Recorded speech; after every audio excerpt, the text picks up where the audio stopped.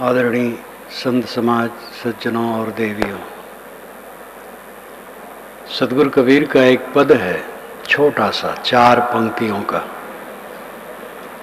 काहिर नलनी तू कुम्हिलानी, तेरे नाल सरोवर पानी। जल में उत्पत्ति जल में बास, जल में नलनी तोर निवास। नहीं तल तपत न ऊपर आग, तोर हेतु कहो कासन लाग। कहें कबीर जो उदक समान, ते नहीं मुए हमारे जान। 4 पंक्तियां हैं। काहिर नलनी तू कुम्हिलानी, नलनी कमलनी, क्यों कुम्हिला गई तू? जल में उत्पत्ति जल में वास। कमलनी की उत्पत्ति जल में है और जल में रात दिन रह रही है। जल में नलनी तोर निवास। अय नलिनी, अय कमलनी, तेरा निवास हरदम जल में है। न तल तपत न ऊपर आग, तेरे तल में तपन नहीं है, पानी भरा है। ठंडी ठंडी गीली गीली मिट्टी है, ऊपर से आग नहीं बरस रही है। नहीं तल तपत न ऊपर आग, तोर हेतु कहो कासन लाग। तेरा प्रयोजन किससे है? तू क्या चाहती है? कहें कबीर जे उदक समान, ते नहीं मुआ हमारे जान। जो उदक में समाया, पानी में डूबा, वो मरा नहीं। ये इसके शब्दार्थ के अनुसार अर्थ है। अन्योक्ति अलंकार में, अनेक अलंकारों में कबीर साहब की वाणी है। अन्योक्ति अलंकार का प्रयोग उन्होंने ज्यादा किया है। अन्योक्ति अलंकार, अन्य उक्ति अलंकार। अन्योक्ति अलंकार में 3 पद है। 3 पद मिला करके अन्योक्ति अलंकार समस्त पद है।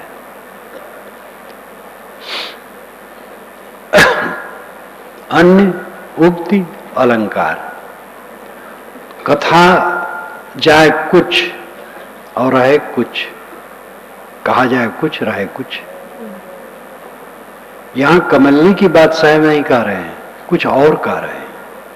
रूपक कमलनी का है और तालाब का है, जल का है। अलंकारों में कही हुई बात ज्यादा मनोहर होती है। आप वेदों को पढ़ें, अलंकारों से वेद भरे हैं। वेद वचन और कवि वचन दोनों में अलंकार बहुत है। व्यंजना में ज्यादा कहा गया है। कमलनी है मनोवृत्ति, सरोवर है आत्मा। साहब कहते हैं मनोवृत्ति। मनोवृत्ति का मतलब है मन की वृत्ति। वृत्ति का अर्थ है अवस्था, एक रूप, एक आकार। मन अनुकूल बात सोच करके थोड़ा प्रसन्न है, इतनी में वो बात दिमाग से हट गई और प्रतिकूल बात दिमाग में आ गई, तो मनोवृत्ति दूसरे ढंग की हो गई, तकलीफ आ गई और वो बात भी चित्त से उतर गई, तो उदासीनता आ गई, समभाव हो गया। न तकलीफ है, न सुख है, समय। ये मनोवृत्ति मनुष्य की बदलती रहती है। मनोवृत्ति कमलनी है, सरोवर आत्मा है। अय मनोवृत्ति रूपी कमलनी, तेरी उत्पत्ति तो सरोवर में है, शीतल आत्मा से है, तो तू जल क्यों रही है? जल में उत्पत्ति जल में वास। आत्मा से तेरी उत्पत्ति है और आत्मा में तेरा निवास है। जल में उत्पत्ति जल में वास, जल में लनी तोर निवास। तुम्हारा वहीं निवास है, घर बना हुआ है। नहीं तर तपत न ऊपर आगी, तेरे तल में तपन नहीं है। आत्मा के स्वरूप में कोई तपन नहीं है। आत्मा शीतल है, स्वभाव से भी अमृत है, और ऊपर से उसको कोई दुख नहीं दे सकता है। किसी आत्मा को कोई दुख नहीं दे सकता है बाहर से। तोर हेतु को कासन लाग, तेरा प्रयोजन कहां लगा है? तू कहां प्रयोजन मान रहा है? कहां भटक रही है? काहे कबीर जी उदक समान, ते नहीं मुआ हमारे जान। साहब कहते जो उदक में समाया, उदक जल, वेद में उदक का अर्थ किया गया है, निरुक्त में यास्क मुनि ने किया है। यास्क मुनि ईसा से 800 वर्ष पूर्व हुए। जो उछल उछल करके चले वो उदक है। जब पानी ज्यादा बहता है तो कूद कूद करके चलता है, इसलिए उसको उदक कहा गया। जो जल में समा गया वो मरा नहीं। जो आत्मा में लीन हो गया, जिसकी मनोवृत्ति आत्मलीन है, वो मरा नहीं, वो अमर हो गया। इसी पर हम विचार करें। मनुष्य के अलावा जो प्राणी हैं वो तो विवश हैं, उनमें समझ नहीं है। मन उनके पास भी है, इंद्रियां भी हैं, शरीर का व्यवहार वे भी करते हैं, प्रजनन करते हैं, अपने बच्चों को पाल लेते हैं, और बड़ा संक्षिप्त रूप में। एक बार मैं भ्रमण करके आया जब, तो जहां मेरा निवास है बाथरूम में गीजर लगा है, तो गीजर के ऊपर 2 अंडे मैंने देखा। तो मैंने साथियों से कहा भाई देखो ये गिरने न पाए, फूट न जाए, ऊपर है वो।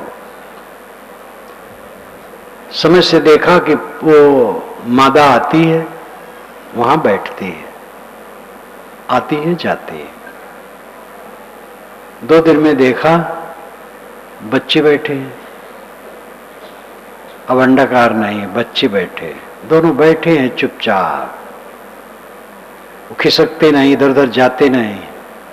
कभी कभी देखा कि मादा ला करके कुछ उसके मुख में डालती है,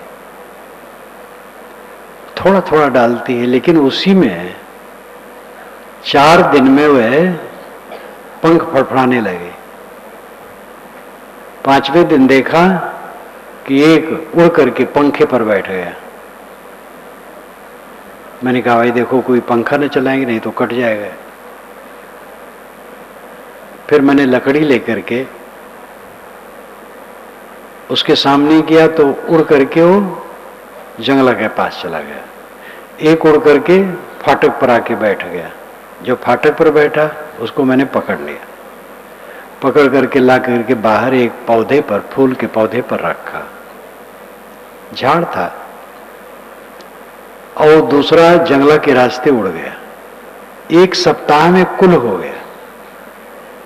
अंडा कब दिए थे तो पता नहीं, लेकिन 1 सप्ताह में वो अंडा फूटा, चूजे बड़े हुए, और मादा ने ला के चारा दिया, उड़ने लायक हो गए, उड़ के चले गए। अब मादा से कोई मतलब नहीं, मादा को कोई चिंता नहीं। आदमी बच्चा पैदा करता है, बच्चे के बच्चे के बच्चे अगर वो प्रबंध कर पाए, जी पाए, कई पीढ़ियों तक प्रबंध करेगा। अपना प्रबंध नहीं करेगा जिसके लिए जीवन मिला है। इस पर मुझे एक घटना याद आती है। एक भक्त मिलने आए, कई वर्ष हो गए, शायद अब वो न हो, 75 वर्ष के उस समय थे, बहुत समझदार, फतेहपुर की तरफ के थे।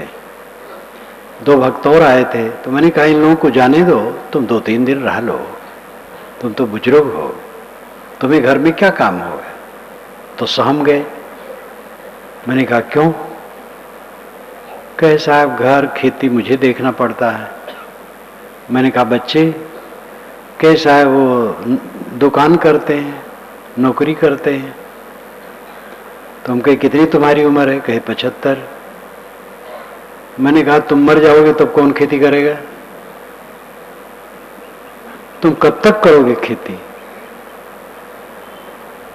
मैं नहीं कहता हूं कि बूढ़े निकम्मे बन के बैठे रहें, काम करें, लेकिन इतनी जिम्मेदारी लेकर के इस बुढ़ापा में 60 वर्ष में सरकार भी सेवा मुक्त करती है और पेंशन देती है, जाओ बैठ के खाओ, अब तुम्हारे मरते तक तुम्हें खाने के लिए मैं दूंगी, सरकार कहती है। और जिन बाल बच्चों को आपने पैदा किया, पाला पोसा, बड़ा बनाया, 75 वर्ष की उम्र हो गई, अब अभी भी सेवा मुक्त नहीं हो रहे हो। अगर बच्चे के बच्चे हों तो उसका भी विवाह शादी देखना चाहेंगे ये बूढ़े, अपना कल्याण नहीं देखना चाहेंगे। ये घोर अविवेक। जानवर ज्यादा हल्के फुल्के, इस समय भीड़ है इसलिए पक्षी सुबह नहीं बोलते हैं, वो शाम करके पेड़ पर बैठे होंगे अथवा उड़ करके इधर उधर होंगे। आज रात में जब सुबह में घूमने निकला तो कोई पक्षी बोल नहीं रहा था, वो जानते हैं भीड़ है, भीड़ नहीं रहती है तो बहुत सुबह से ही बोलने लगते हैं, चहचहाते हैं, प्रसन्न। ये सब गुण होते हुए भी उनमें विचार शक्ति नहीं। विचार शक्ति केवल मनुष्य में है। आत्मा सबका समान है, चाहे चींटी का हो, चाहे हाथी का हो, चाहे मनुष्य का हो, लेकिन विचार केवल मनुष्य में है। और मनुष्य ही ज्यादा तप रहा है, मनुष्य की मनोवृत्ति ज्यादा जल रही है। हर आदमी का मन हर समय पीड़ित है, तपता है, दुखता है। काहिर नलिनी तू कुमिलानी, अय नलिनी अय कमलनी क्यों कुमिला गई, अय मनोवृत्ति क्यों दुखी है, क्या कमी है। खाने को मिलता है, पहनने को मिलता है, सोने की जगह मिलती है, फिर दुख क्यों। लोग कहते बस इतना ही है, और बहुत बातें हैं, बहुत बातें दुख भोगने के लिए हैं। काम करो, मेहनती रहो, कोई बैठाकू न रहो। बूढ़ों से भी मैं कहता हूं मेहनती रहना चाहिए। बूढ़े अगर दरवाजे पर हैं, झाड़ू लगा लिए, अपने कमरे में साफ कर लिए, छोटे बच्चों को थोड़ा खिला लिए और भी थोड़ा मोड़ा काम कर लिए तो घर वाले खुश होंगे और अपने में भी शक्ति होगी सेवा की। सेवा के बिना चित्त प्रसन्न होगा ही नहीं, इसलिए परिश्रमी तो होना चाहिए। लेकिन चिंता में हम इतना बांध देते हैं अपने को कि चित्त जलता रहता है। सबका चित्त जलता है, मात्रा में कम बेश है। और क्यों जलता है? सार्थक नहीं, निरर्थक जलता है। कोई मर गया है तो कोई जिला सकता है? जब मेरा शरीर ही मर जाएगा तो इसको लेकर के इतनी परेशानी क्यों? मन के अनुकूल नहीं होता है, क्या दूसरे के मन के अनुकूल सब होता है? ये तो दुनिया की कथा है। मन के अनुकूल कहां होगा? कहीं थोड़ी सी अनुकूलता मिलती है। मन को ऐसा बनाओ कि सब अनुकूल लगे। जैसा मन चाहता है वैसा होगा नहीं। जैसी स्थिति हो मन को ऐसे बना लो, बस सुखी रहो। एक पंडित जी यजमानी में जा रहे थे, पूरब तरफ जाना था, घोड़ी पर जाते थे वे, लेकिन घोड़ी बड़ी उनकी हठीली थी। उत्तर तरफ बारंबार चले, वे लगाम से खींचे पूरब तरफ और उत्तर तरफ जाए। तो उन्होंने कहा चल घोड़ी तो उत्तर चलो, उधर भी मेरी जजमानी है, तो उत्तर ही चले गए। सब तरफ उनकी जजमानी थी। प्रारब्ध हमें किसी तरफ खींचता है। हमें अपने मन का ऐसा समाधान रखना चाहिए, सभी स्थितियों में प्रसन्नता बनी रहे। तो हमारी प्रसन्नता चीजों से नहीं बनी रहेगी। जितनी ख्वाहिश बढ़ेगी उतना उद्वेग बढ़ेगा, उतनी अपूर्णता का दर्शन निरंतर होगा। जितनी ख्वाहिश घटेगी शांति बढ़ेगी। हजारों ख्वाहिशें ऐसी कि हर ख्वाहिश पे दम निकले, बहुत निकले मेरे अरमान, लेकिन फिर भी कम निकले। अनेक ख्वाहिशें हैं जिसको पूरी करना चाहिए दम देकर, लेकिन बहुत थोड़ी पूरी होती है, सब अधूरी ही रह जाती है। चित्त क्यों जलता है? प्राणियों के बीच में सहन नहीं है, पदार्थों के लिए संतोष नहीं है, शरीर के सुख दुख में धीरज नहीं है, जगत की स्थिति का विवेक नहीं है। इन सब कारणों से चित्त जलता है। ध्यान दीजिए, प्राणियों के बीच में सहन नहीं है, चाहे छोटा परिवार हो चाहे बड़ा परिवार हो। पति पत्नी के सारे विचार एक समान नहीं होते हैं, गुरु शिष्य के सारे विचार एक समान नहीं होते। एक सिद्धांत हो सकता है, लेकिन सब बात में सारे विचार एक नहीं होते हैं।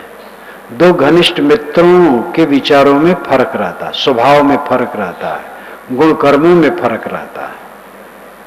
कई बार मैं आपको उदाहरण देता हूं। जब महाराज राम का वनवास सुनाया गया तो कौशल्या के पास आए। कौशल्या तैयारी में थी कि अभी राजगद्दी होगी राम की, तो बहुत खुश थी, पूजा अर्चन लगी थी। श्री राम ने कहा, माता जी ये सब अलग रखो, पिताजी ने मुझे 14 वर्ष का वनवास दिया है, भरत भाई को राज्य दिया है। कौशल्या मूर्छित होकर गिर पड़ी, हवा दी गई। श्री राम ने उनको उठा के बैठाया, वो विलाप करने लगे। स्वस्थ हुई थोड़ा। लक्ष्मण अपने भवन से सुने, दौड़े दौड़े आए। लक्ष्मण एकदम उत्तेजित थे, गर्म स्वभाव के थे, संयमी थे, चरित्रवान थे, लेकिन स्वभाव उग्र हो जाता था। उन्होंने कहा, भैया पिताजी अस्त्रहीन हैं, मेहरचरा है, उनको या तो मार दिया जाए या जेल में डाल दिया जाए। आप बैठिए, अयोध्या की गद्दी पर देखता हूं कौन मेरे सामने आता है। कौशल्या ने राम से कहा, इनकी बात सुने। राम ने कहा, मेरा ऐसा साहस नहीं। कितना कोमल उत्तर, मेरा ऐसा साहस नहीं। राम और लक्ष्मण अभिन्न थे। लक्ष्मण राम की छाया की तरह चलते थे, लेकिन स्वभाव का अंतर था। फिर लक्ष्मण भी ठंडे हो गए। चित्रकूट में है, श्री राम आहार भून भून करके सीता को खिलाते हैं। इदम मिष्टम इदम मेद्यम, ये मीठा है, ये पवित्र है, ये खाओ, ऐसा राम कहते हैं। लक्ष्मण देखते हैं उत्तर तरफ से धूल, चिड़ियों का कोलाहल, आवाज, दौड़े दौड़े आते हैं, भैया आग बुझाओ, आग बुझाओ, सीता जी को कहीं खो में रखो, दुश्मन आ गए। और कोई नहीं, ये भरत है, दुष्ट है। वो सोचता है 14 वर्ष क्यों, जीवन भर राज करे, आपको मारने आ रहा है, मैं देखूंगा इसको। जल्दी से जल्दी वो साखू के पेड़ पर चढ़ गए और वहीं से जो कुछ बना हुआ पलटा कह रहे थे। तो राम ने कहा, लक्ष्मण उतर आओ, भरत आएंगे तो मैं कहूंगा अयोध्या का राज लक्ष्मण को दे दो। लक्ष्मण बेचारे कटे वृक्ष की तरह हुए कि भैया पिताजी आते होंगे आपको ले लौटाने के लिए, वो ठंडे हो गए। ऐसे अनेक उदाहरण हैं, लेकिन दोनों अभिन्न हैं। स्वभाव की विपरीतता संसार में स्वाभाविक है, इसको सहो, उलझो न, उद्वेगित न हो। एक देवी जी जो 50 वर्ष की थी, पढ़ी लिखी, इंग्लिश बीच में बहुत बोलती थी, मेरे पास आवे, सुने सत्संग सुने। एक दिन व्यक्तिगत मिली कि साहब मेरे पति बड़े समझदार हैं लेकिन बहुत गुस्सा वाले हैं, बहुत परेशान करते हैं, उनको खुश करना बहुत मुश्किल है। बहुत जोर से बोलती गई। मैंने कहा देखो ऐसा काम करो, इतने दिन बीत गए, आपकी 50 वर्ष की उम्र है, अभी भी एक दूसरे को नहीं समझे हो। जहां उनको खटक लगे वो काम न करो। कि बस साहब आप भी उन्हीं पक्ष करते हैं। तो मैंने कहा आप भी उन्हीं पक्ष कर लीजिए, बस काम बन जाएगा। तो कहे मैं परतंत्र नहीं रह सकती। मैंने कहा जब आप सड़क में चलती हो तो बाएं चलती हो कि दाएं? कहे बाएं। तो मैंने कहा ये परतंत्रता क्यों? सड़क में हम जैसे चलेंगे बाएं दाएं, कोई चिंता नहीं, स्वतंत्र चलेंगे। ऐसा क्यों नहीं कहती हूं? कहने तो खतरा है। हम कहे हर जगह परतंत्रता में स्वतंत्रता है, स्वतंत्रता में परतंत्रता है। सामाजिक पारिवारिक मर्यादा, गुरु संत पिता माता श्रेष्ठ जनों का अदब लिहाज मर्यादा और परतंत्रता में रह करके विकास होगा। बच्चों को गुरु के अध्यापकों की परतंत्रता में रह करके शिक्षा मिलेगी। वकालत लोग सीखते हैं तो बड़े वकील के साथ रहते हैं। एक वकील ने मुझे बताया कि बड़े वकील के साथ मैं प्रैक्टिस करता था। एक मुकदमा में उन्होंने मुझे तहसील भेजा और मैंने विजय पाई। तो आया ऑफिस में बैठा, कई उनके सहायक वकील थे। तो बड़े वकील ने कहा मेरे लिए इसको 10 रुपये दे दो। अब एक वकील बड़े वकील के साथ रह करके कितना सहता है, वही अब बड़ा वकील है, उसके सहायक है वकील। अदब लिहाज मर्यादा अंकुश परतंत्रता ये कल्याण करने वाली है। स्वतंत्र बन करके उन्मादी होकर के विनाश के सिवा कुछ नहीं। आजकल स्वतंत्रता की भूख इतनी हो गई है कि परिवार विखंडित हो रहा है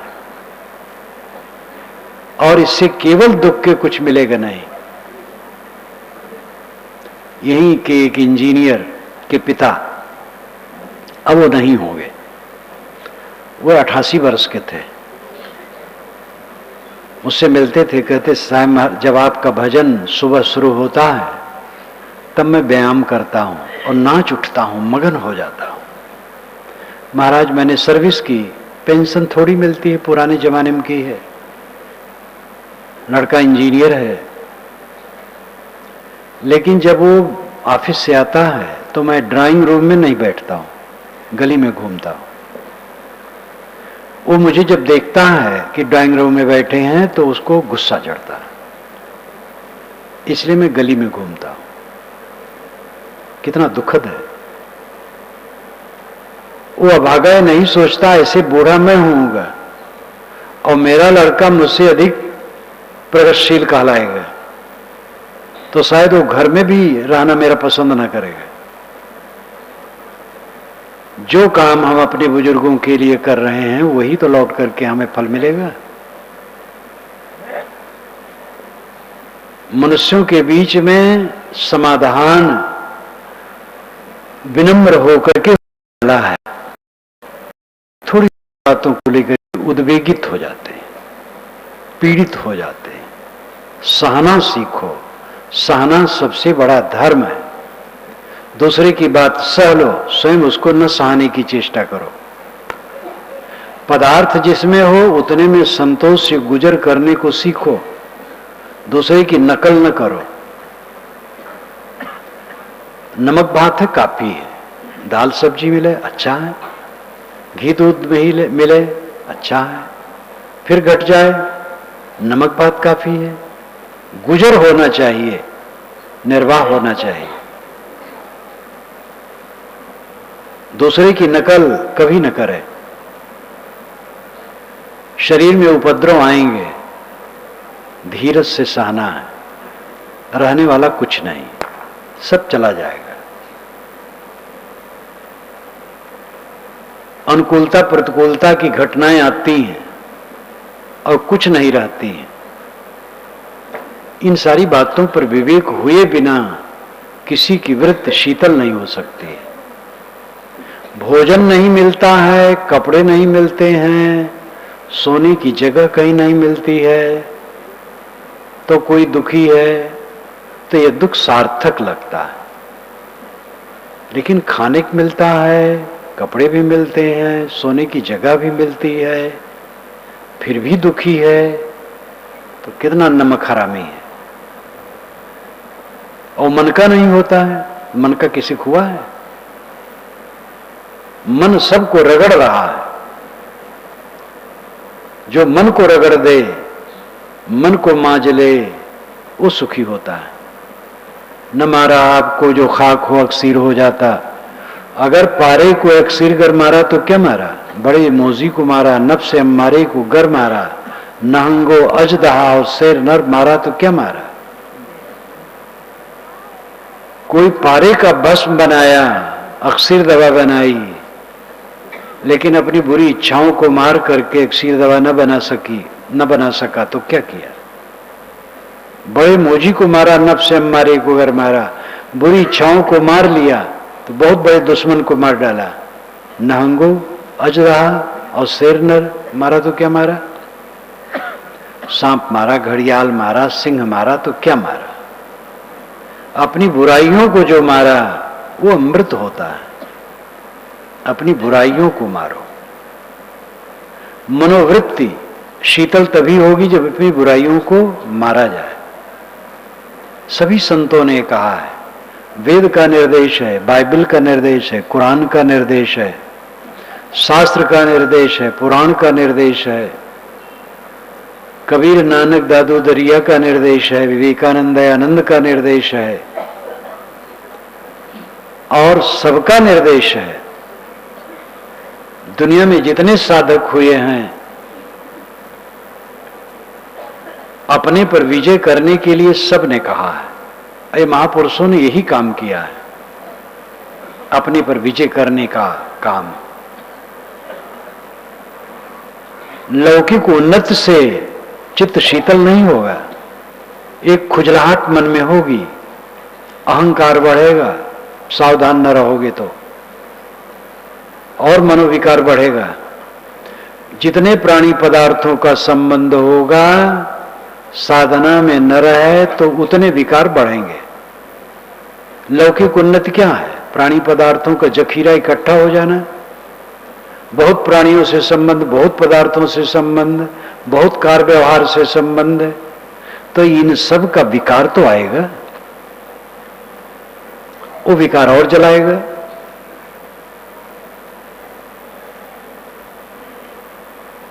आलम से जब तक निराला नहीं होगे तब तक खुदा से निराला रहोगे। ये निर्मल साहब की वाणी है। दुनियादारी से हटोगे नहीं तब तक खुदा से हटे हो, सत्य से हटे हो। दुनियादारी से हटो, मोह माया से हटो, तब खुदा, ईश्वर, ब्रह्म, परमात्मा, आत्मा के पास पहुंचो। पास कहीं चल के थोड़े पहुंचना है, आप ही हैं। काहिर नलनी तू कुम्हिलानी, तेरे नाल सरोवर पानी। ये मनोवृत्त रूपी कमलनी शीतल आत्मा से उदय हो रही है। जल में उत्पत्त, जल में वास, जल में नलनी तोर निवास। आत्मा से मनोवृत्त की उत्पत्ति है, आत्मा में वो रह रही है, आत्मा से में उसका निवास स्थान है। फिर क्यों दुखी है? नहीं तल तपत न ऊपर आग। तल में आत्मा है, अब आत्मा मौलिक रूप में शीतल है। ऊपर से आपको कोई तकलीफ नहीं दे सकता है, बंधन नहीं दे सकता है। आप स्वयं बंधन बनाते हैं। ये बड़ा हल्ला है कि ईश्वर की माया सबको नचा रही है।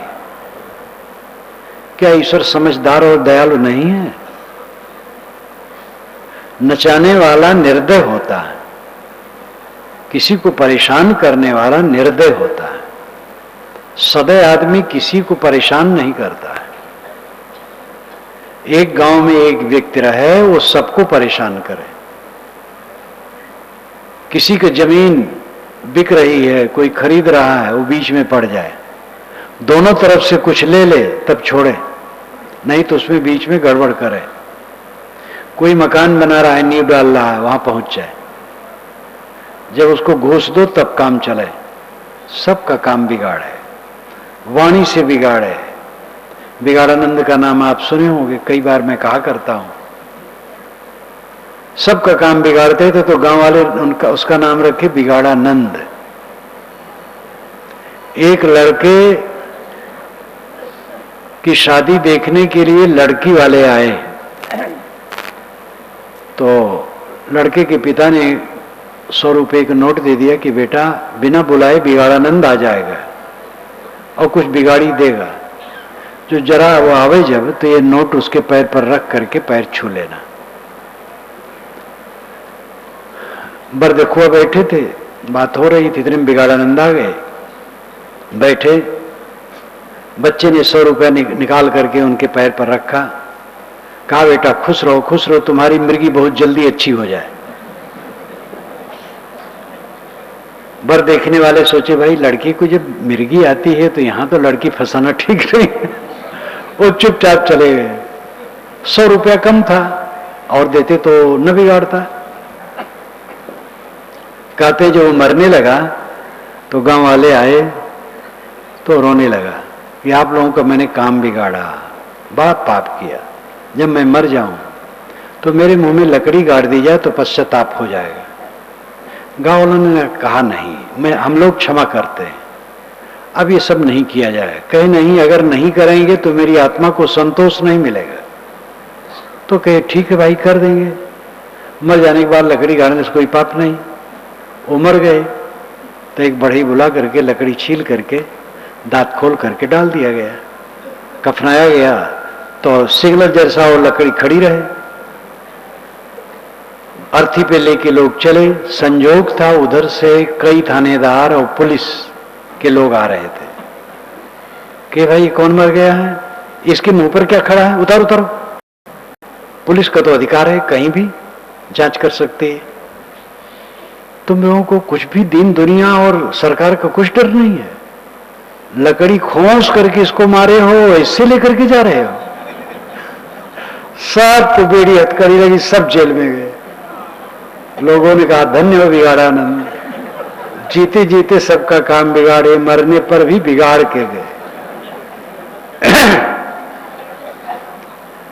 ईश्वर ने माया पाल रखी है और सबके ऊपर छोड़ देता है और सब परेशान है। भगवान की माया से सब परेशान है। क्या भगवान बिगाड़ानंद है? भगवान तो सच्चिदानंद होना चाहिए। वो माया क्यों रखेगा? कटही कुतिया कोई आपके मोहल्ले और गांव में रखे हो और सबको कटवाता रहे तो उसको आप अच्छा आदमी नहीं मानोगे। अगर ऐसे नहीं मानेगा तो फिर थाने जाना पड़ेगा। और भगवान अनादिकाल से अपनी माया सब पर दौड़ा दौड़ा करके सबको परेशान कर रहा है। और आज तक आप लोग ने थाना में जाकर के नहीं कहा कि भैया भगवान से कहो अपनी माया रोकें। और थानेदार बेचारा क्या करेगा, भगवान का पता नहीं कहाँ है, वो कैसे उसकी माया है वो जान भी नहीं पाएगा।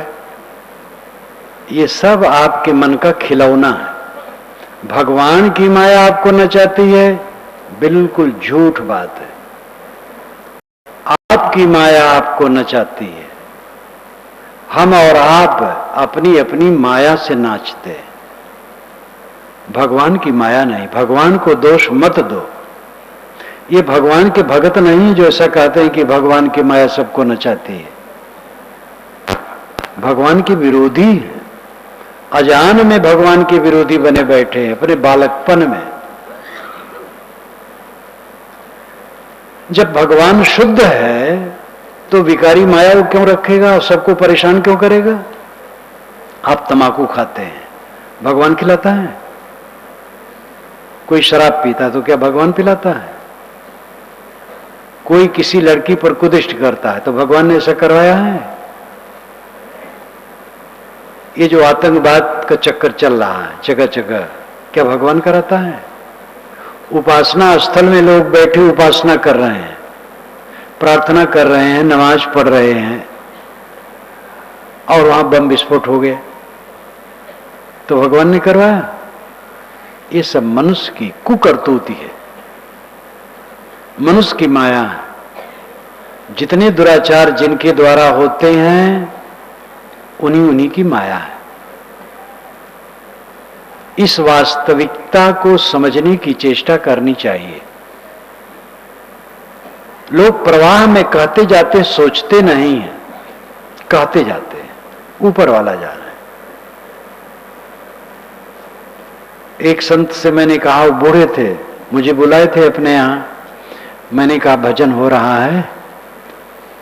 कहे महाराज क्या भजन करो, भगवान चाहेगा तो होगा। हम कहे हाँ, भगवान बहुत खुराफाती जो होने नहीं देता है भजन। तो कहे नहीं, भगवान का क्या दोष है, वो तो मेरा ही दोष है। तो मैंने कहा तो करना चाहिए। कहे हाँ, जब ऊपर वाला चाहे। हम कहे फिर वही बात। तो मैंने कहा आपको निश्चय क्या है? कहे महाराज क्या निश्चय कहूं, वो भी कह देता हूं, वो भी कह देता हूं, कुछ निश्चय नहीं। और उपदेश करते थे खूब। ये निर्भ्रांति बोध का अभाव है। बोध में निर्भ्रांति होनी चाहिए, पक्का होना चाहिए। हमें भटकाने वाला दुनिया में कोई नहीं है, न भगवान न शैतान। हमें भटकाने वाला हमारा गलत विचार है, और उस गलत विचार को हम ठीक करने में समर्थ हैं। अपने अंदर में कटीली झाड़ियां हमने पैदा की है, इसलिए हम उसे उखाड़ करके बिल्कुल फेंक सकते हैं। अपने अंदर में हमने विष इकट्ठा किया है राग द्वेष का, और उसको पूर्ण हम समाप्त कर सकते हैं। यही तथ्य है। भगवान चाहेगा तो होगा। आज तक नहीं कर पाया भगवान, तो आगे कैसे कर देगा? आपको कितना चाहिए भगवान की कृपा? इतनी बड़ी पृथ्वी पर बैठे हैं, खुली हवा मिली है, खुला आकाश मिला है, सागर, नदियां। देखो आप गंगा के तट पर बैठे, यहां से उत्तर पश्चिम तरफ कई किलोमीटर तक शून्य का वातावरण, इसलिए स्वच्छ हवा छन के आ रही है। चांद सितारे आपकी सेवा में हैं, स्वस्थ शरीर आपको मिला है, जहां बैठे हैं प्राणवायु अपने आ जा रहा है। कौन सी कृपा आपके ऊपर कोई करे? आप राग करो, द्वेष करो, कामना तृष्णा वासना में उलझो, उसको कौन सुधारेगा? वो आपका काम है। नहीं तल तपत न ऊपर आगे, न तल में तपन है न ऊपर से आ गए, न तो आत्मा के स्वरूप में, मौलिक स्वरूप में विकार है, और न तो ऊपर से उसे कोई मलिन कर सकता है। अपने को न समझ करके हमने अपने को गंदगी में डाला है। जीवन का सुख का रास्ता बड़ा सस्ता और सरल है। जहां रहो मेहनती रहो, और एक टाइम दो टाइम रूखा सूखा जो मिल जाए खा लो। बढ़िया भोजन होता है रूखा सूखा, समझ लो। जितना कीमती भोजन होगा उतना बिगाड़ करने वाला होगा। कुछ रूखा सूखा मिल जाए, पेट भर लो, तन ढकने कुछ कपड़े मिल जाएंगे, सोने की जगह मिल जाएगी। अब एक काम खास है, मन को शुद्ध रखना, और वही काम नहीं होता है। खाने का टिटिम्मा बहुत होता है, कपड़े का टिटिम्मा बहुत होता है, घर मकान का बहुत होता है, गाड़ी घोड़ा सब में चीज मिलती गई, बढ़ाते बढ़ाते कोई सीमा नहीं। चित्त शुद्ध की बात सोची नहीं जाती है। जो खास काम है, आप कमाते क्यों हैं? खाने के लिए। खाते क्यों हैं? जीने के लिए। जीते क्यों हैं? इसका पता नहीं। कैसा धोखा में जीवन है। कमाओ खाने के लिए, खाओ जीने के लिए, जियो सुख से जीने के लिए। सुख से जीना बड़े महल से नहीं हो सकता है, गाड़ी घोड़ा से नहीं हो सकता, पद प्रतिष्ठा से नहीं हो सकता है, गुरु बाबा बनने से भी नहीं हो सकता है, महंत, मंडलेश्वर, जगत गुरु, मंत्री, कमिश्नर, कलेक्टर होने से वो अवस्था नहीं आ सकती है। ये व्यवहारिक चीजें हैं। सबका काम है मन को शुद्ध करना। शुद्ध मन आनंद का सागर होता है और ये काम करना बहुत सरल है। जहां रहो अपने मन को मांझते रहो। आपको तकलीफ देने वाला कोई नहीं है। व्यवहारिक रूप में कोई कुछ उल्टा पलटा कर सकता है, आपके मन को कोई नहीं बिगाड़ सकता है। अपने मन को हम खुद बिगाड़ते हैं। हमें किसी ने गाली दी, अपमान किया, तिरस्कार किया, भरी सभा में अपमान किया, क्या करूं? अब इतने पर तो मन बिगड़ने हैं, तो मन बिगड़ने हैं तो रो। भरी सभा में कोई अपमान किया, जिसने अपमान किया वो अपना अपमान किया, मेरा अपमान नहीं हो सकता है। मेरा अपमान है जब मैं किसी का अपमान करूं। दूसरे के अपमान करने से मेरा अपमान नहीं होता है, किंतु जो अपमान करता है उसका अपमान होता है। गाली देने वाले को गाली पड़ती है। जो गाली जिसको दी जाती है अगर वो स्वीकार है ना तो उसको गाली नहीं पड़ती है। अपने मन को हम पूर्ण शुद्ध रख सकते हैं। ऐसे कवच से अपने आप को सुरक्षित कर लो कि कोई चोट वहां न लगे। धैर्य, सहन, त्याग, संयम, शील, संतोष, दृढ़ता, क्षमा, गम, संतोष, इस वृत्ति से अपने आप को ऐसे अभेद्य कवच में सुरक्षित कर लो कि कोई तकलीफ न दे सके। कोई आके यहां खड़ा होकर हमें गाली देने लगा और हम दुखी हो गए तो हम कुछ नहीं, गाली दे, हम दुखी क्यों हो? गाली देना उसकी कमजोरी है। निमित्त जीवन भर बने रहेंगे। निमित्त से आप स्वयं उद्वेगित ना हो जाओ। अपने को संभालो। कल्याण का रास्ता यही है। हर जगह सहन, परहेजगारी की बात कही गई है। कुरान शरीफ को आप देखो, परहेजगारी परहेजगारी बारंबार आती है। वेद को देखो, बाइबल को देखो, हर जगह सहन, क्षमा, गम, संतोष की बात आती है। कबीर वाणी में तो अत्यंत विनम्रता और क्षमा और सहन की बात आती है। कबीर हम सब ते बुरे, हम ते भल सब कोय, जिन ऐसा कर जानिया मीत हमारा सोए। कबीर पाखंडियों के लिए उग्र है। मानवता में भेदभाव डालने वालों के लिए उग्र है। सांप्रदायिकता का विष बोने वालों के सामने उग्र है। लेकिन आम जनता के लिए, साधकों के लिए इतने विनम्र हैं। कहें कबीर जो अब की बूझे सोई गुरु हम चेला। अब की जो मानव शरीर मिला है, इसमें कोई अपने को समझ ले और अपने को सुधार ले और शीतल हो जाए, अमृत हो जाए, वो गुरु है, मैं उसका चेला बनने के तैयार हूं। इतना विनयावनत है वो। वज्रादप कठोर, कुसुमादप कोमल। अजय प्रसाद द्विवेदी ने लिखा, वह वज्र से भी कठोर है और फूल से भी कोमल है। गलत जगह पर वो कठोर हो जाते हैं, गलत को नहीं स्वीकारते। लेकिन आम जनता और साधकों से वो कोमल, फूल से भी अधिक कोमल है।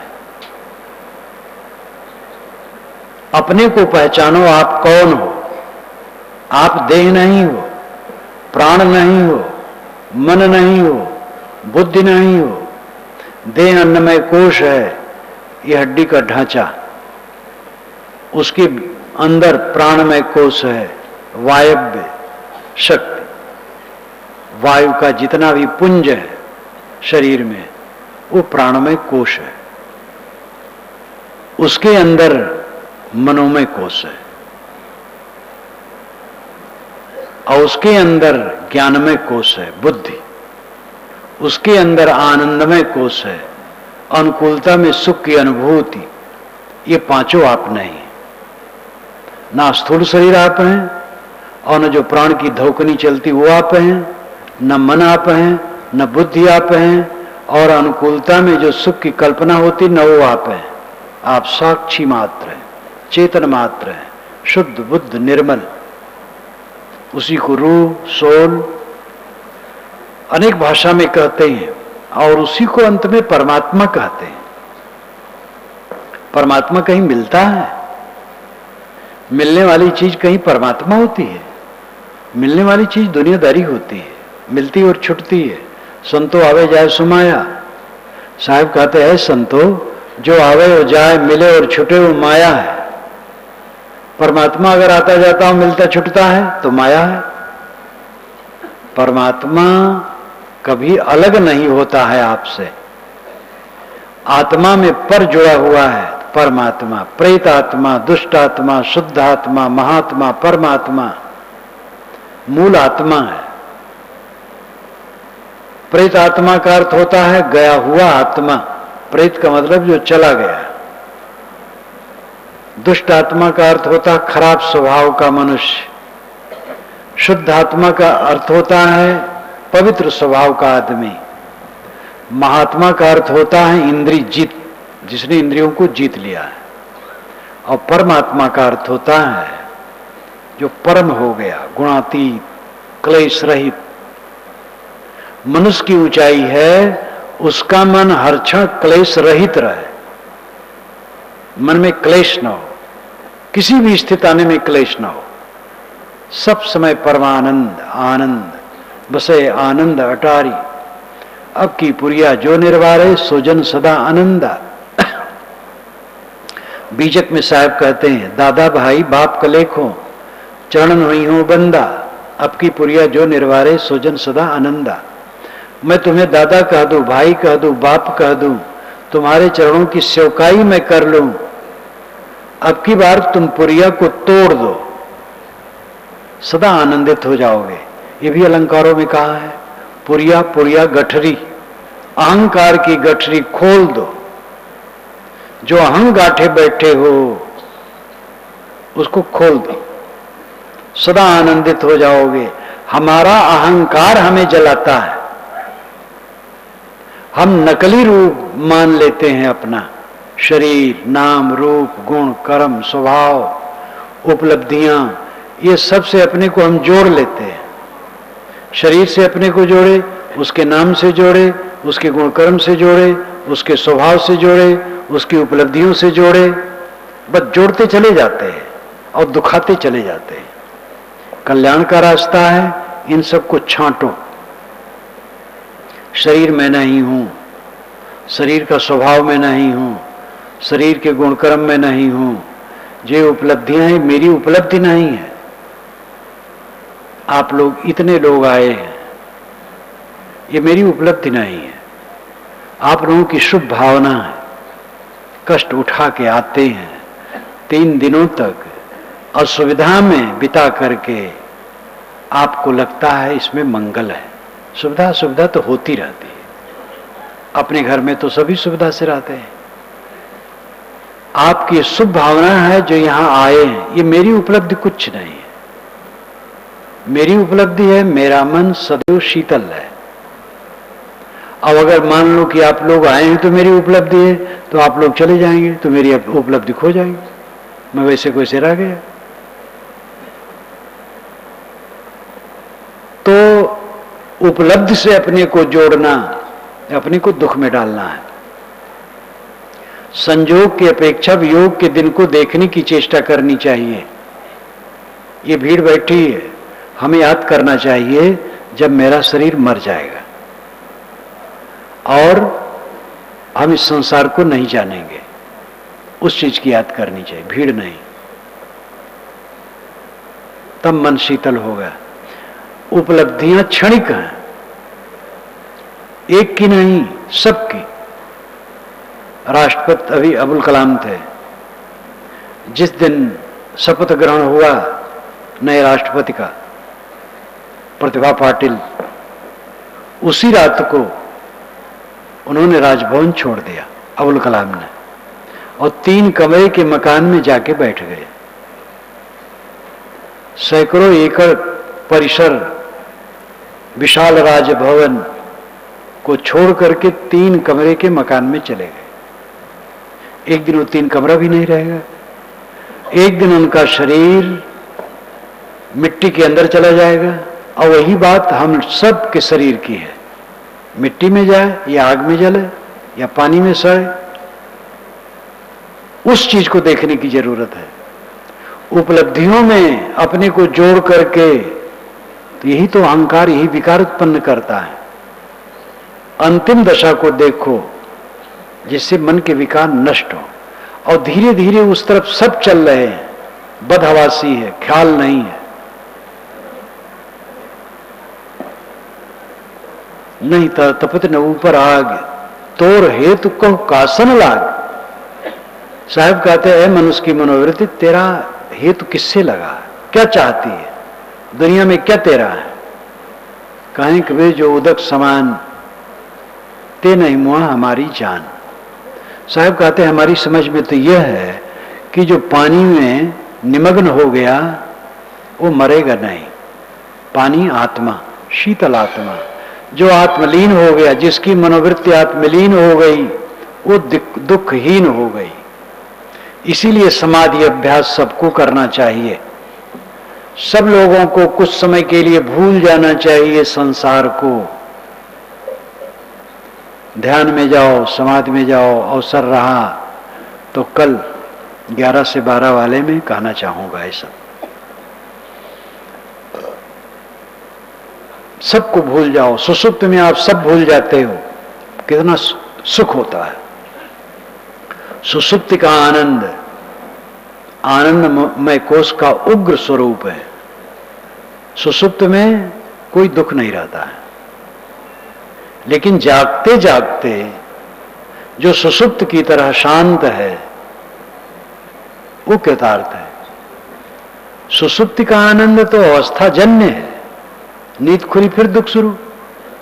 लेकिन समाधि का सुख ज्ञान जन्य है, वो स्थिर है। सबको रोज ध्यान करना चाहिए और कुछ समय के लिए भूल जाना चाहिए देह संसार सबको। आत्मलीन हो जाओ, आत्मलीनता का अभ्यास करो। आपका क्या है इस संसार में? अपना आपा, आत्मा, खुद, और कुछ नहीं, किसी का कुछ नहीं। एक संयोग है, एक गुरुआ संघात है। गाय इकट्ठी हो गई फिर अलग अलग हो गई। सारा संबंध नकली है, असली नहीं है। कहां कबीर जो उदक समान, जो पानी में डूबा वो मरा नहीं। आत्मा में लीन हुआ, जिसकी मनोवृत्ति लीन हुई वो धन्य है। 4 पंक्तियां ये हैं। काहिर नलनी तू कुम्हिलानी, तेरे नाल सरोवर पानी। नाल डंडी, कमलनी की जो डंडी है वो नाल है। जल में उत्पत्ति, जल में वास, जल में नलनी तोर निवास। नहीं तर तपत न ऊपर आग, तोर हेतु कासन लाग। कहें कबीर जो उदक समान, ते नहीं मुआ हमारी जान। अय मनोवृत्ति, तू आत्मा से उत्पन्न है, आत्मा स्वभाव से शीतल है। आत्मा की तरफ लौट, दुनिया की तरफ न जा। दुनिया की तरफ जितना जाएगी झुलसेगी, आत्मा की तरफ जा, शीतलता मिलेगी। दुनिया का काम जीवन भर करना पड़ेगा, विवेक से करो। अंतर्मुख होने का अभ्यास करो। संसार का काम जिनकी जहां ड्यूटी है काम करें। नाली साफ करना, दफ्तर का काम करना, कारखाने का काम करना, खेत में काम करना, सब बराबर है। जहां जिसकी जिम्मेदारी है, जो कर्तव्य है कर्तव्य करें, लेकिन अपनी मनोवृत्ति को साफ स्वच्छ शीतल करने का अभ्यास करें। सारा अहंकार छोड़ करके अपने मन को माजे बिना ये दशा नहीं आएगी। दूसरे का कोई दोष नहीं है। जिसने हमें गाली दी कोई हर्ज नहीं, जिसने हमारा कुछ छीन लिया कोई हर्ज नहीं, जिसने हमारा अपमान किया कोई हर्ज नहीं है, वो ठीक है। अपने को हम ठीक रखें, वो अपने आप समझेगा।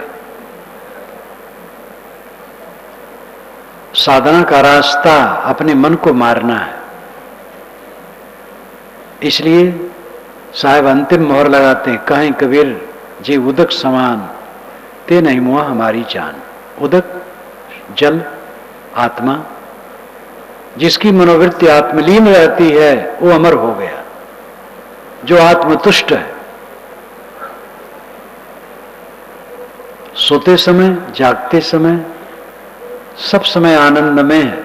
नींद खुली कोई खटक नहीं है, बिस्तर पर गया कोई खटक नहीं, नींद आ गई। सुख से सोना, सुख से जागना, सुख से जीना, सुख से मरना, ये जीवन का फल है। और मनोवृत्ति जब निर्मल होगी, आत्मलीन होगी, तब ये दशा आएगी। ये काम हम और आप सब करें। इसी के साथ मैं अपनी वाणी को विराम देता हूं। बोलिए सद्गुरु देव की जय।